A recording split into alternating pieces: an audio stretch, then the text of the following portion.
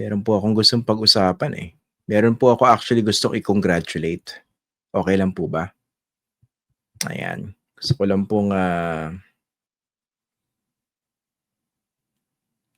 dali lang Ayan. Gusto ko lang pong i-congratulate si mahal na Pangulong Rodrigo Duterte sa kanyang natanggap na Golden Pillar of Law Award.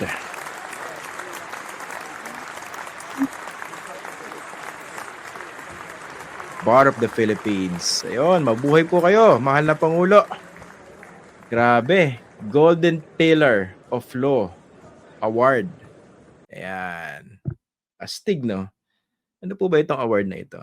Basahin nga natin. Sandali lang po, no? Basahin natin. Ayan. Ito yung citation. IBP Golden Pillar of Law Award is proudly, proud na proud kayo, ha? Alakpak pa, isa pa!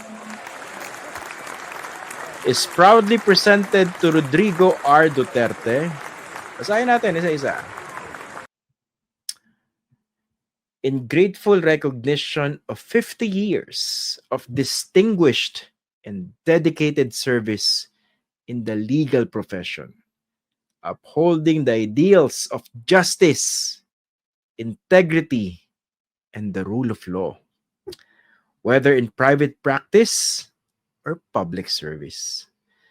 Your unwavering commitment and invaluable contributions stand as a pillar of inspiration to the legal community, given this 15th day of September 2025. Ayos! Isa pang masigabong palakpakan.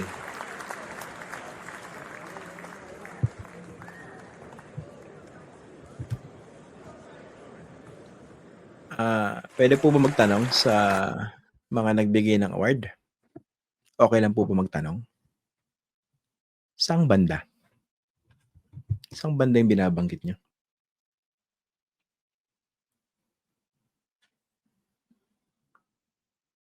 Ayan, no? Yung ideals of justice, integrity, and the rule of law. Yung inawardan nyo, numero 1 violator ng batas at siya mismo yung umaamin. Saan nyo hinugot itong mga salitang ito? Nagtatanong lang po, no? Sa mga kagalang-galang na miyembro ng Integrated Bar of the Philippines dyan po sa chapter. Dyan po sa Davao City. Saang banda? Hindi po ba pinag-uusapan natin dito isang dating Pangulo na lantarang nilabag ang saligang batas. Kung hindi nga lang po kontrolado niya yung Kongreso, hindi po ba dapat na-impeach siya? Sa maraming bagay.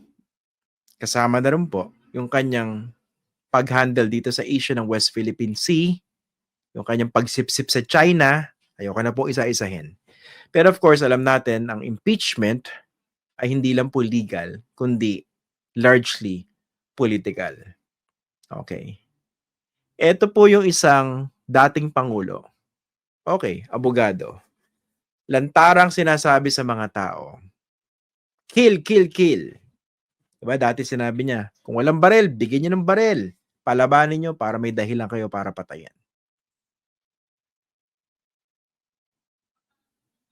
Ginawang mamamatay tao yung institusyon ng kapulisan dun sa kanyang madugong drug war. At hindi sumusunod sa due process. Saang banda yung binabanggit ng mga nag-award na rule of law? Kung itong inawardan nyo, walang pagrespeto sa due process. Saan nyo hinugot itong itong mga salitang ito para ibida yung dating Pangulo bilang kampiyon ng rule of law? Yung kampiyon, words ko po yun. Yung salita ko po yun. Hindi po ba?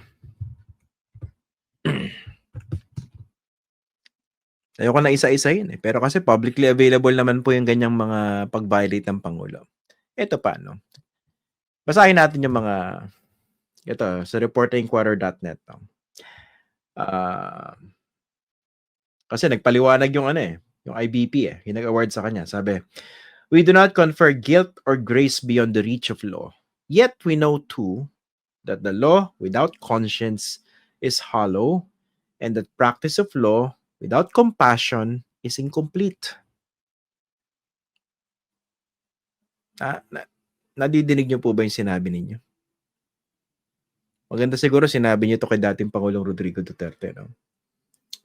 Pero sabi nila, to this end, the IBP will review its recognition protocols to ensure that future honors reflect both integrity of service and fidelity to the ideals of justice. In the future, i-review nyo. Ba't hindi nyo muna bawiin? Mapapahiya kayo. Ayoko naman sabihin gusto niya lang sumipsip sa dating Pangulo. No? Hindi ko sinasabing gusto niyo lang sumipsip. Pero baka naman pwedeng bawiin. Hindi pa naman huling lahat.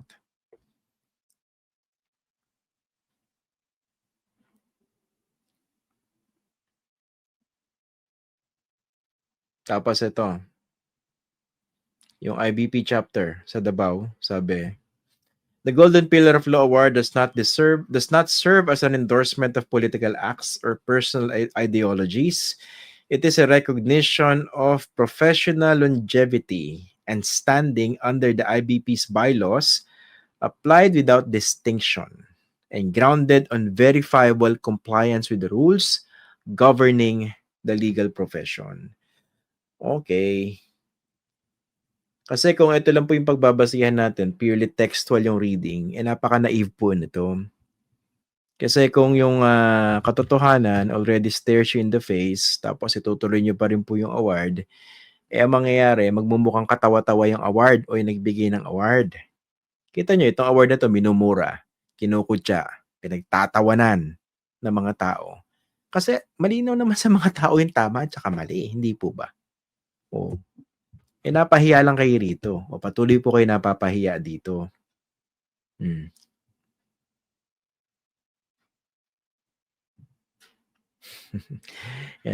Duterte fully meets each criterion in the same manner as all other awardees across the nation who were likewise conferred the same honor. Alam niyo kung ano lang po, no? Kung in an ideal setting, siguro ideal world, dapat na-disbar yan si Duterte, hindi po ba? Kasi yung kanyang pagkilos mula noon hanggang ngayon, hindi po ba pambabastos yan sa legal profession?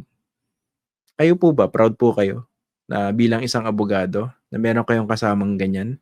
Napakabastos ng bunganga, walang pakundangan pagdating po sa pambabasto sa due process at saka sa rule of law. Proud po ba kayong ganun, yung kasama ninyo? The same way na ako, kunwari, nasa larangan po ng pamamahayag, hindi ako proud sa mga tulisan na nagpapanggap ng mga journalist.